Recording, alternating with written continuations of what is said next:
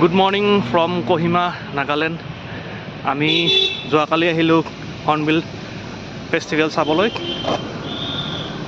নাগালেণ্ডত, আৰু এতিয়া আজি হৈছে ছানডে। আমি এতিয়া আহিছোঁ ছেকেণ্ড ৱৰ্ল্ড ৱাৰ চিমেট্ৰি চাবলৈ। ইয়াতে দেওবাৰে দোকানবিলাক বন্ধ থাকে, তথাপিতো এইটো ৱাৰ চিমেট্ৰি খোলা আছে। মোৰ লগত আছে জ্যোতিষ। আমি দুজনে আহিলোঁ কালি, আজি আবেলি যামো, ট্ৰেইন আছে। ইয়াৰে ভিতৰৰ দৃশ্যখিনি আপোনালোকক দেখুৱাম। ভিডিঅ'টো সম্পূৰ্ণকৈ চাব।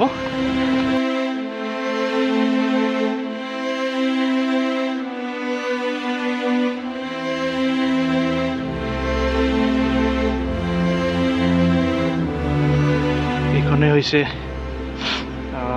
দ্বিতীয় বিশ্বযুদ্ধত যিসকল সৈনিকে তেওঁলোকে যুদ্ধত শ্বহীদ হৈছিলে, তেওঁলোকৰ স্মৃতিত এইখন বনাইছে।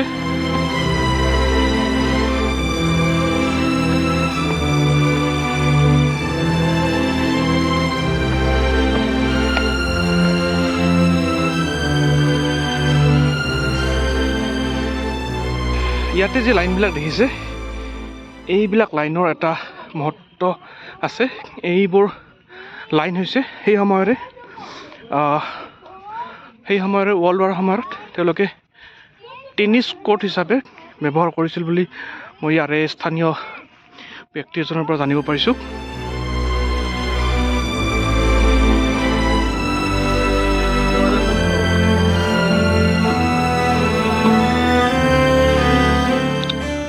এইখন হৈছে স্মাৰক।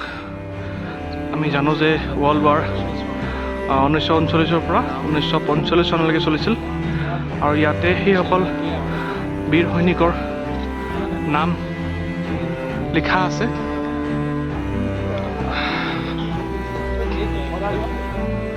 ইয়াতে আছে ইণ্ডিয়ান ফৰ্চেছ।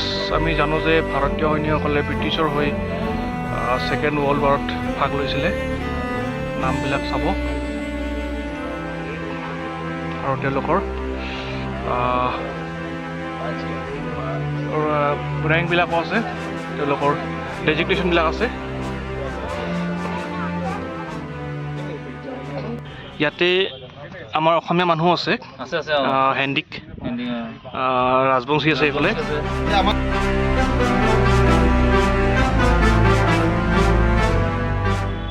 ৱাৰ চিমেট্ৰি চালোঁ, আৰু আমি ইয়াতে সেইসকল সৈনিকক শ্ৰদ্ধাঞ্জলি জ্ঞাপন কৰিলোঁ যিসকলে নিজৰ প্ৰাণ আহুতি দি নিজৰ দেশৰ কাৰণে যুদ্ধ কৰিছিল। ইয়াতে বিভিন্ন দেশৰ সৈনিকসকলৰ স্মাৰক আমি দেখিলোঁ।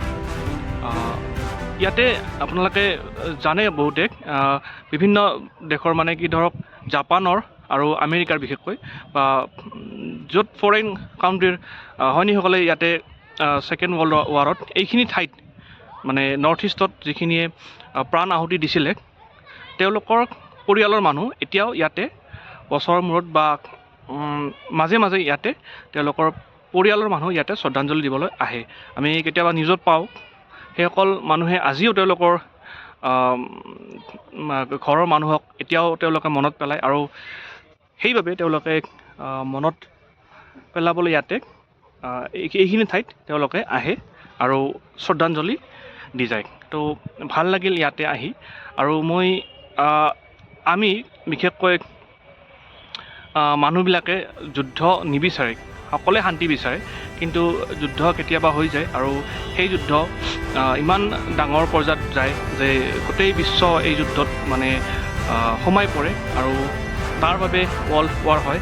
কিন্তু 1945 চনৰ পিছৰ পৰা এতিয়ালৈকে ৱৰ্ল্ড ৱাৰ হোৱা নাই, যদিও সৰু সুৰা যুদ্ধ হৈ আছে, আৰু আশা কৰিম যাতে অনাগত দিনত এনেকুৱা যুদ্ধ নহয়। কাৰণ যিসকল সৈনিক মৰিব, তেওঁলোক নিশ্চয় কোনোবাৰ আত্মীয় হ'ব, কোনোবা ঘৰৰ হ'ব। সেয়েহে আমি যুদ্ধ নিবিচাৰোঁ।